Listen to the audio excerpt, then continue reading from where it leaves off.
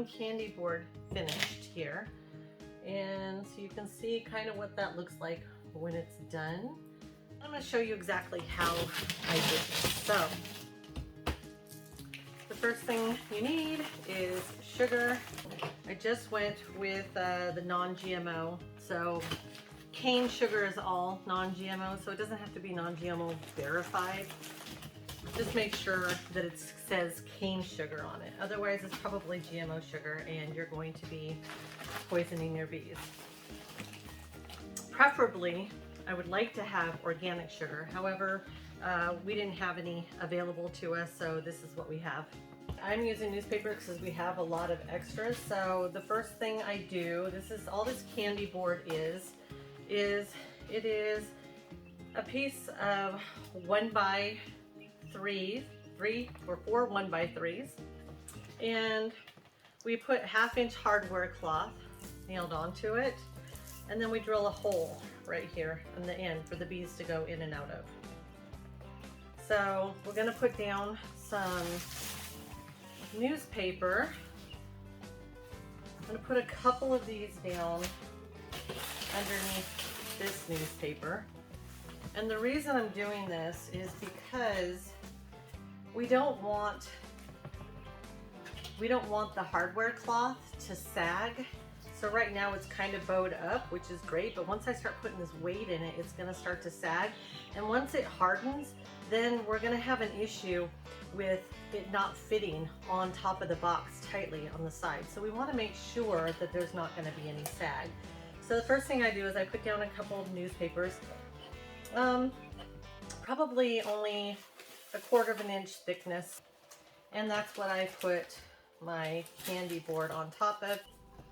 The next thing I'm going to do, let's turn this around this way. The next thing we're going to do is we want to make sure that we leave a space for the bees to be able to get in and out of their little entry and exit hole, because this is where they're going to be entering and exiting all winter long, up at the top of the hive. So we're just going to put a block here to make sure that they have plenty of space to be able to get up in and inside. The next thing we're going to do, I already have some sugar here, some sugar left over from the other candy board that I didn't use. And this is pretty much the consistency that you're going to want. You don't want it too wet. You need it wet enough to where it's going to solidify, but if you get it too wet, it's never going to dry, and you're going to possibly cause issues with your hive having moisture if you're trying to put it on with it being a little bit too damp. I mean, so it could take you weeks for you to get it dry. I've made that mistake before. I won't make that mistake again. So you should be able to kind of clump it up, but it should fall. We're going to be using about between 20 and 25 pounds of sugar on each sugar board, each candy board.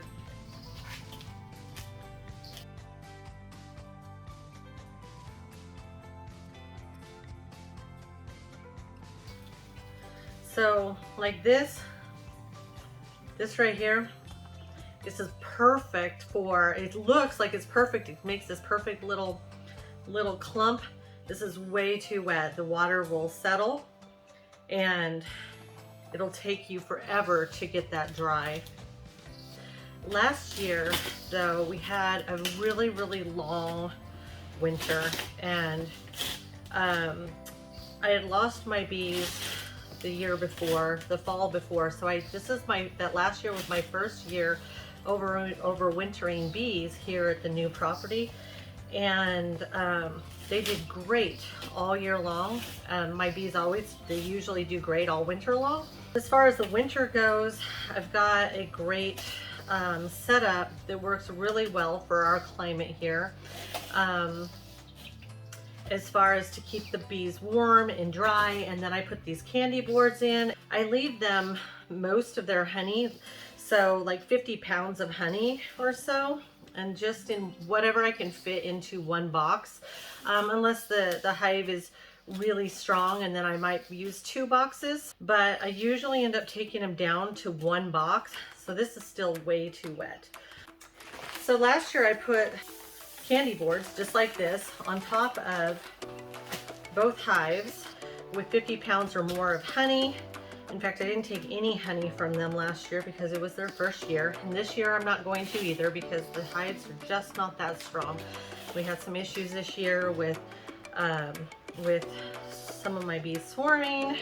They split, and so because they were making another queen, because I didn't have a chance to check on them, and I didn't realize that they were making another queen, and so the old queen took half the hive and took off. So that hive is pretty weak now. And then we had an issue with skunks. Some skunks got into the hives and weakened them even further. So thankfully Samson, my guardian, livestock guardian dog, had prevented them from decimating the hive and ran the skunk off. Of course, not before being sprayed. Actually, he didn't run the skunk off, he killed the skunk. Not before being sprayed, and the whole property smelled like skunk forever. But he did run them off. But both hives are pretty weak. So we're gonna take them down to 1 box each, make sure they have plenty of honey, and make sure they have the candy boards nice and full. I might actually put more in this one. Last year we had an early winter and a late winter, so it was really cold. We were burning our wood stove in September last year. It was a cold fall, cold and early fall, and then spring was really late coming, and so they didn't have the temperatures they needed or the food they needed. Normally when I do these candy boards at the end of the winter, I pull them off and maybe, you know, this much has been eaten off of it and all of this is still there, which is awesome. I love that. This last year, however, it was the first time where I actually didn't check on my bees because it wasn't warm enough to check on them, and they thrived all winter, came out for their cleansing flights, were doing really, really well. And in June, about a week, I started seeing some activity again, but then it like cooled off again. So about a week maybe after I saw the last activity, it was finally warm enough for me to get into them again. And I was just gonna open them up and see what was going on, and all of the candy boards were gone. The bees were all dead. They had starved to death. And never in my time keeping bees, it's only been about 5 years for me, but never in my time keeping bees had they even come close to touching these candy boards. But there was only ever maybe a third of it gone. So I'm gonna be, and again, it was a really long year, so I'm gonna be really careful this year when there is a day that is warm enough and sunny enough for me to be able to check on them. I'm gonna be checking the candy boards, and I can actually check the candy boards without opening the bees up too much because they go up on top.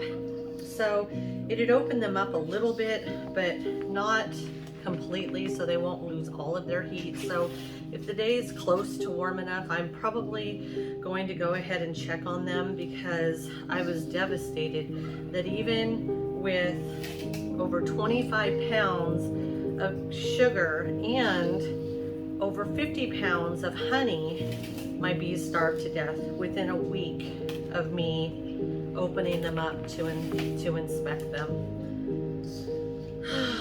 Kind of devastating. I was pretty sad about it, especially after they overwintered so well.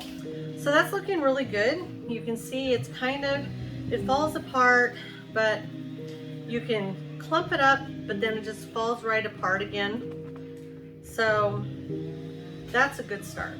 Super easy. We just start filling it in, pushing it into all the cracks and crannies. And this is gonna pop up, and you if you want, you can hold it down, hold the metal down until you get enough weight in there. It'll hold it down itself, so that way you don't have so much of it out the bottom.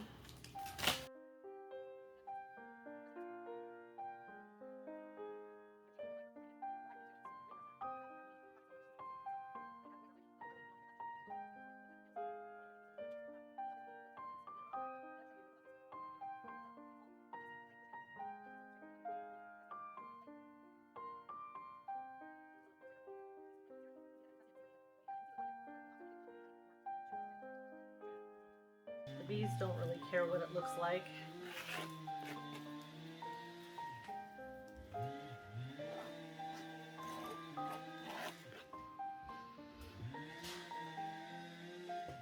Okay. Just press it all in. Try to get rid of any of the loose stuff here. Make it nice and tight so it all will dry like one giant sugar cube. Add the rest of this to here.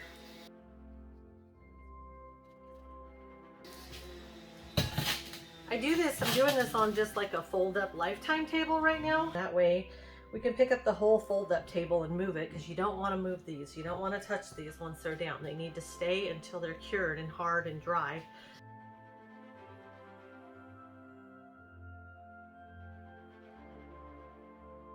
So we'll wait and check this tomorrow and see how it's doing. And make sure to strip these edges off. You can do this now or before you put it on, whatever. Just need to make sure again that we are allowing for a nice tight seam for all of our boxes and boards. So that's it for now. Like and subscribe. If you would like to see something different, drop us a comment down below.